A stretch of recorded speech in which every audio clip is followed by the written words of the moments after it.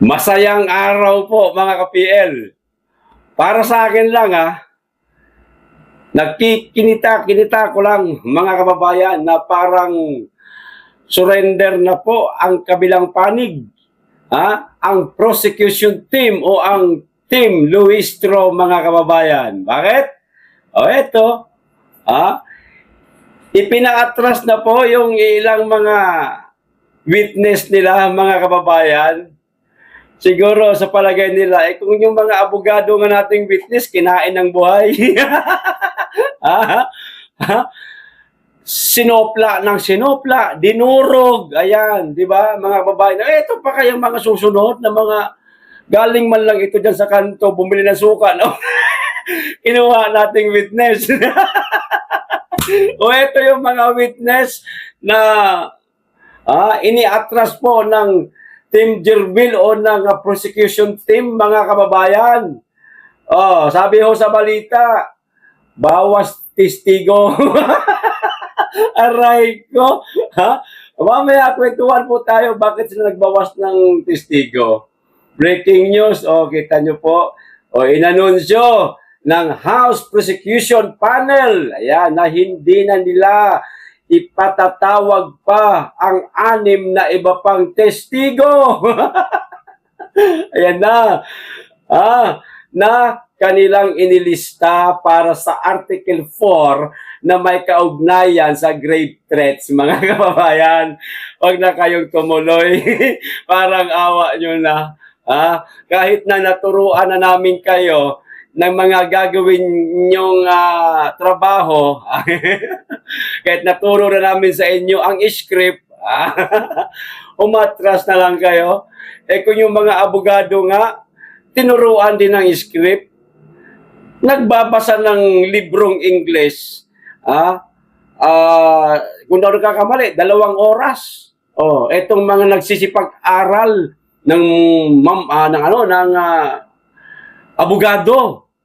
Ganyan sila katagal magbasa, tag 2 oras para maging abogado, maintindihan ang mga batas, maintindihan lahat sa kanilang pag-aaral. Dinurog nga lang Hindi pa dumurog yung mga lawyer ni BP Sara. Hindi pa sila. Meron na sanang gustong dumurog doon sa pinakaunang testigo, itong si Attorney Narbasa, kaso itong taga-prosecution na si Ligutan, ayaw niya halos pagsalitain, objection siya ng objection. Napapaghalatang mali ang sinasabi ng kanilang witness, mga kababayan. Kaya, objection, Your Honor! Objection, Your Honor! Teka, sandali, ako sasagot kasi hindi niya alam sagutin yan. Di ba? Napansin nyo? Ang sumasagot, si Ligutan, hindi ang yung witness na kino-cross-examine ni Narbasa. Ilang beses nangyari na bad trip na kasi Narbasa. Sabi niya, ano ba to? Sabi niya ganun, ano ba to? Puro na lang objection. Paano tayo matatapos dito? Di ba? Pinapatay yung oras. Kasi alam na mga yan kung hanggang anong oras lang sila trial. Halimbawa, hanggang alas 6 lang tayo, meron mang hindi matapos itong araw na ito, ipagpapatuloy sa susunod na mga araw. May ganun yan Minsan humahaba. Yun po yung pinaka-time frame nila o pinaka-expected time nila. Hanggang dun lang. Ganyan alam ng mga yan ang proseso sa pagdinig. Kaya inuubos niya yung oras. Objection siya ng objection para hindi makapagsalita ng maayos. O hindi makapag-cross-examine ng maayos. Si Narbasa. Ganun din po ang ginagawa nyo. Dito sa iba pang tawag nito, witness nila, tinuturuan nila. Kasi nga, abogado na, nilalamon nga ng buhay. Sila Peter Cayetano pangalang ang nagko-cross-examine sa kanila no? Na alam mo yung may tapang kasi sa defense team medyo malumanay pero magagaling. Yung tapang na hinahanap ng mga kababayan natin, wala kasi blood math nga ni, di ba? Kaso, hindi pa natin nakikita sa ngayon. Mali natin baka sa mga susunod na araw. Mag-abang-abang na lang po tayo. Eto po mga kababayan, eto na po yung mga taong umatras na witness. Sila ay ayan Abe Andres, ayan. Michael Flores, Bones Magsambol. Meron pa itong ika-4, psychiatrist lang di umano, hindi po naglagay ng pangalan. Panlima naman, family members of victims of the threat. Pang-anim, PNP Firearms and Explosive Office Representatives o PNP Firearms and Explosive Office Representative. Yan po ang mga iniatras ng prosecution ng mga witness, mga kababayan. Kaya nila inatras, baka wala silang tiwala. Hindi makaintindi itong mga to. Tinuro na yung script, mali-mali pa rin. Si Luntok, Luntok ba yun? Si Lotok, Atty. Lotok, hindi makaimik. Ang dami niyang error talaga. Hindi lang 2 beses. Naku, kadami niyang error. Meron pa yung tinanong siya ni Alan. Nagtanong din siya kay Alan. Okay. Alam mo yung parang may dinidepensahan talaga. Di ba? Kasi simple lang yan. Ito lang Kung ang intensyon mo talaga ay ipaalam sa tao ang katotohanan. Halimbawa, ako ang saksi. Kung paano nasagasaan yung aso ng kapitbahay namin. At may CCTV nakatutok din ganun sa kalsada. Yung kwento ko, isalaysay sa akin kung sino nakasagasa doon sa aso ng kapitbahay namin. Tugma doon sa CCTV nakikita. Di ba, mga kababayan?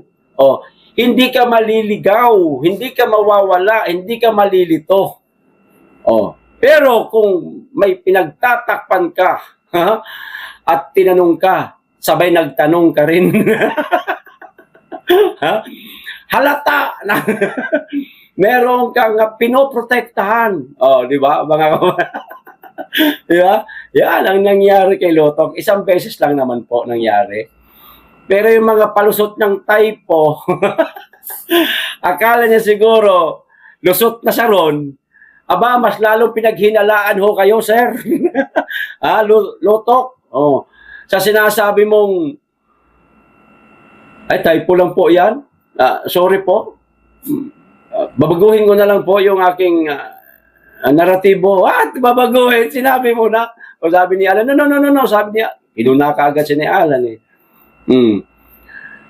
Gumulong Gumulong sa kahirap ng mga tanong. Yan pa kaya itong mga ito, mukhang hindi naman itong mga abogado, hindi ito nasipagtapos o nasipag-aral man lang ng ng abogasya. Di po ba? Atras na kayo dong. Hindi na natin kaya dong. Maghahanap ulit kami ng panibagong witness, yung magaling-galing. Puro attorney para may kayang makipag-bardagulan. Ganon. Mga attorney nga, hindi naman practice yung mga yan. Hindi naman nag-practice. Imbis na mag-practice sa pagiging abogado, hindi, nagtrabaho. Hindi nasana, hindi nahasa yung utak nila sa cross-examine. Kaya ayan yung iba. Nagkakasirko balintong yung mga sinasabi nila. Di ba, mga kababayan? Sige pa, hanap pa kayo ng mga witness. Natuturuan nyo lang.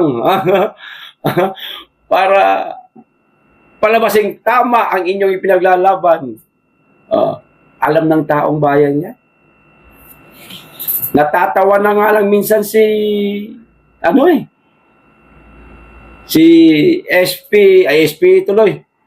Si Chis Escudero Di ba? sa awa niya doon sa witness, minsan tinutulungan niya na lang. Yung nakakita, presiding officer, tutulungan mo yung witness sumagot. Di ba? Kasi naaawa na si Chis. Turuan na nga lang natin to, masyadong ginigisa na. Ay, nako, ayan. Kaya sa palagay ko, unti-unti na nga umaatras ang kalaban ni BP Inday Sara, mga good luck sa mga susunod na mga pagdinig. Ito pa isang balita, mga kababayan. Ipinagmalaki po ngayon, ipinagmamayabang po ng mga bangag vloggers, ng mga loyalista nga, ayan, loyalista nga, ipinagmamayabang nila. Hoy, tumaas ang net satisfaction rating ng aming presidente, sabi nila, mga kababayan. Kita niyo, tatanga talaga. Nagmula po yung ratings na yun, nung nakaraan pa, yung pinaka-nakakahiya na ratings na natanggap ni Bangag. O eto po, basahin natin, mga kababayan. PBBM, may pagbawi sa SWS survey net satisfaction ratings. Umakyat sa negative 7, mga kababayan, negative 7. Ito ho yung bahaw, yung natitira noong negative 15, mga kababayan. Ipinagmayabang po ng mga tanga kasi daw negative 7 na lang daw. Mga tanga, negative pa rin yan. baka naduduling. Pagkakaintindi nyo sa negative, positive. O plus 7. Negative po. Natuwa pa kayo? Inuto nyo pa ang Pangulo nyong Bangag. Di ba? O basa tayo konti.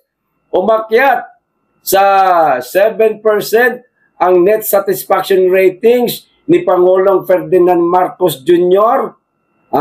Sa pinakahuling survey ng Social Weather Station o SWS. Batay sa survey na isinagawa noong Hunyo 20 hanggang 29 at 2026, 38% ng mga respondent ang nagsabing nasisiyahan sila sa naging pagganap ng Pangulo. Ayan habang 45% ang hindi nasisiyahan. Samantala, 17% ang nanatiling hindi nakapagpasya. Ayon sa SWS, ang negative 7 net satisfaction ratings ay nasa antas na neutral. Ayan, mga kababayan. At mas mataas ng 8 puntos kumpara sa naitalang minus 15. Ayan noong Marso 2026 na ikinategorya bilang poor. So, negative 15. Poor na talaga. Ito, neutral lang, mga kababayan, kahit na negative 7. So, pag nandito po, very good na siguro yan. Very good, neutral. Ito yung mga yon, negative 7, yung nakaraan, negative 15. Huwag kayong mag-alala. Sa susunod na may lumabas na survey, magkakatotoo ang sinasabi ko, mga kababayan, magiging negative 20 plus ito.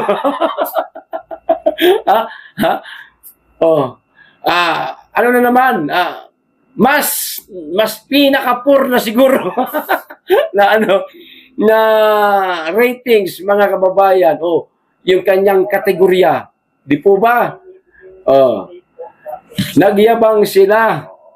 Akala siguro nila, mauuto nila o maaasar nila tayo. Ayan. Kami maaasar sa negative 7, samantala ang pangalawang Pangulo, tuloy-tuloy ang pagtaas, walang pagbaba.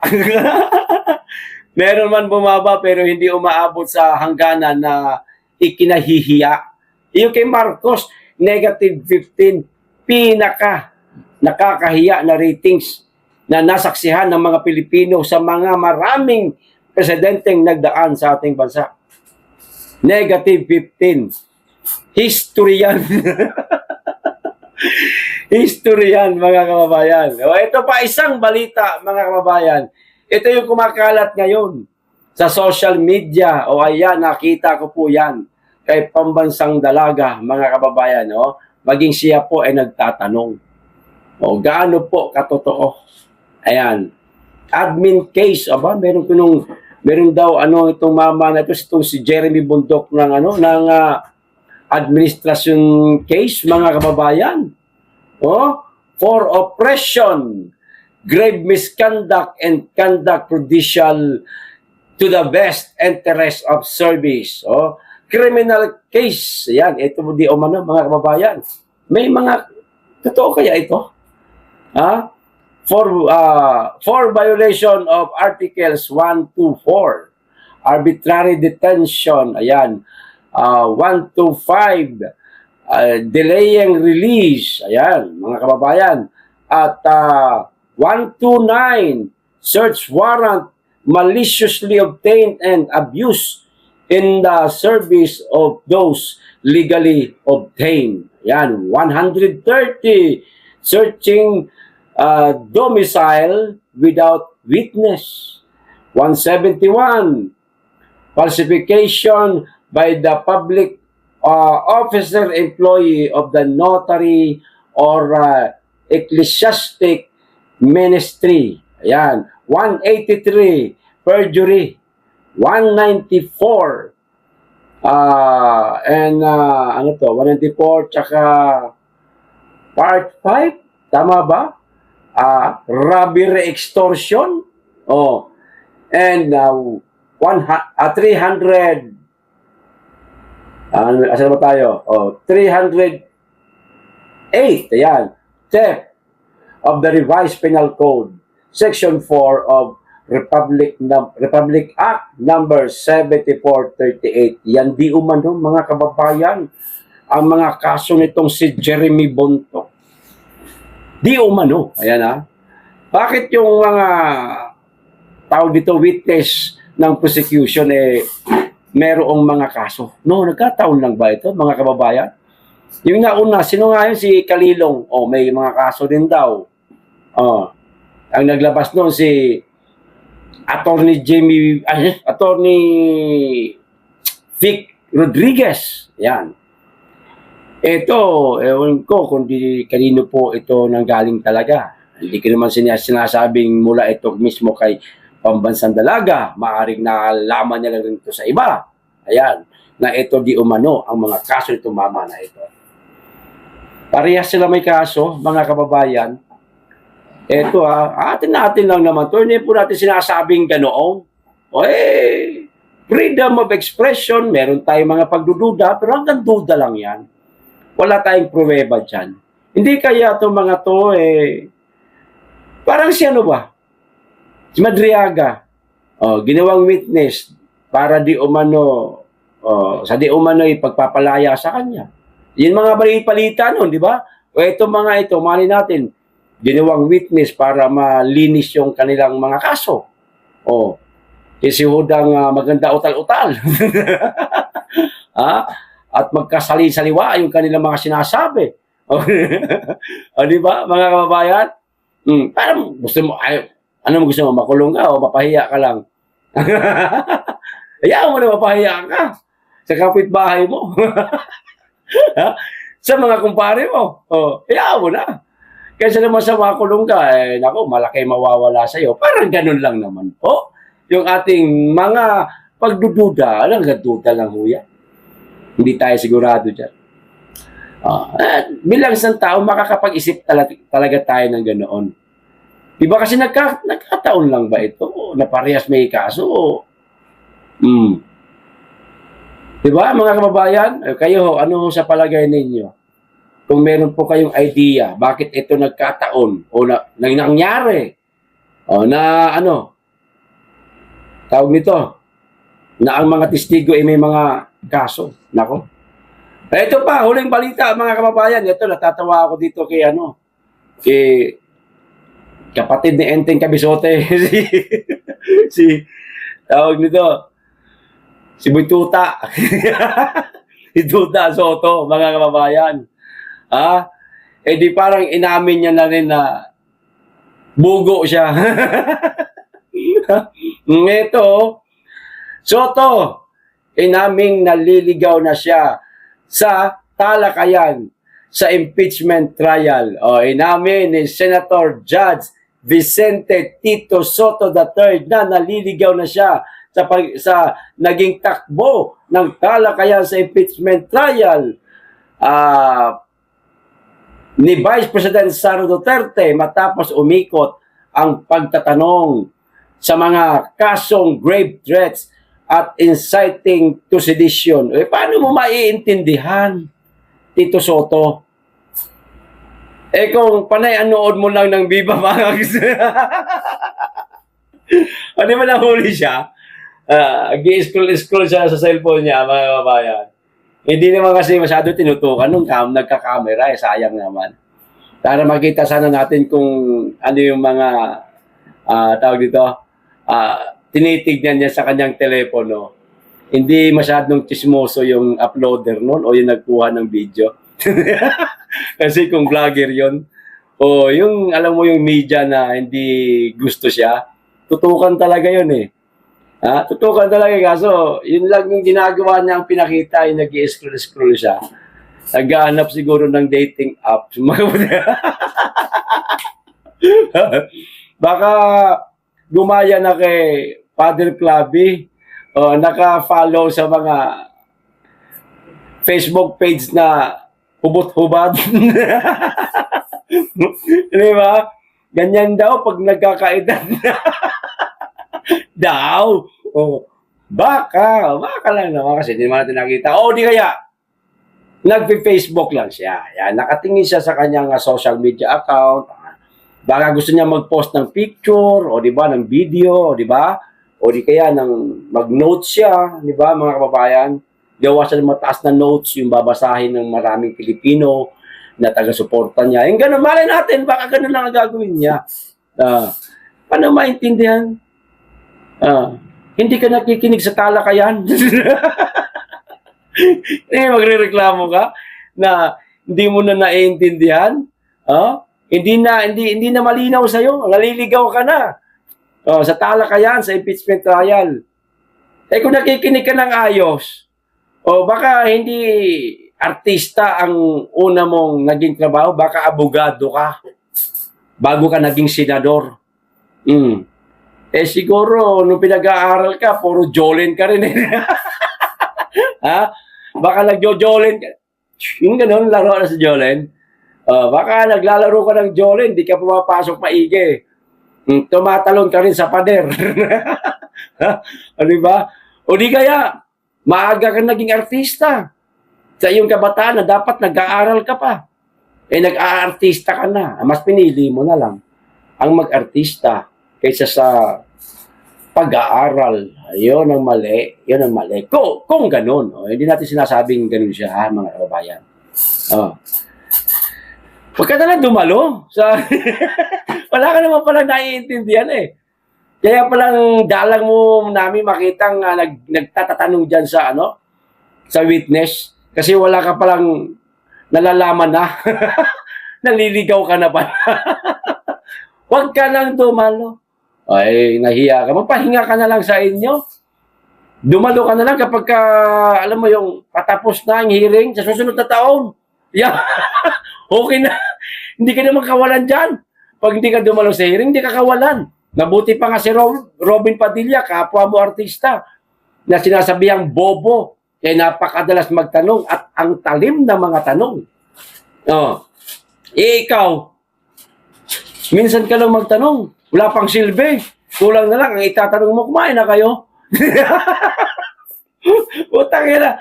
Di ba, mga kababayan ka na dumalo. Hindi ka naman kawalan dyan. Hindi ka rin naman marunong mag-cross-examine, sir. Hayaan mo na sila yung mga magagaling dyan ng mga abogado. Kung hindi man abogado ng mga senador, at least yung lumalaban, yung nakikipagtanong, yung nagtatanong talaga, yung lumalaban sa diskusyon, sa talakayan.